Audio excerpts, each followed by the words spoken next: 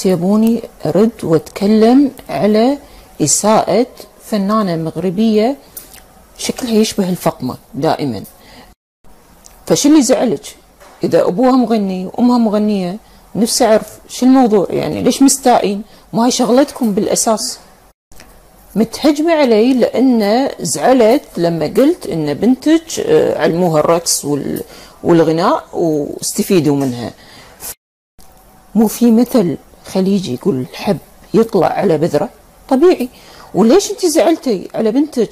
مو في بنت ناس ثانية قعدتوا مستغلينها سنين، ما عاشت طفولتها، كانت بس مهمتها ترقص وتغني، وهم علمتوها الرقص والغناء عشان الماني لا أكثر ولا أقل.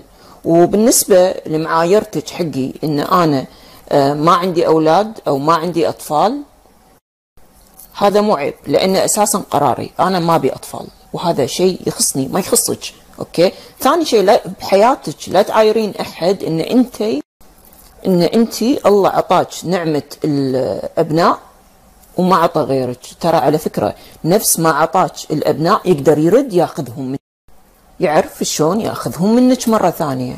أوكي. وأنا ما راح أتكلم وياك بأسلوبك هذا، لأن كل إناء بما فيه يرد وياخذهم منك. أوكي. الله يعطي ويأخذ، ولما يعرف إن أنت تعايرين الناس بنعمته ينضح. أوكي. وأنت نضحتي بهالأسلوب اللي يثبت تربيتك ومستواك وأخلاقك. أوكي يا حجية. والبنت اللي سبيتيها وقلتي عندها فصام، أوكي، هذه البنت قعدتوا سنين قاعد تحاربون من أجلها عشان الفلوس.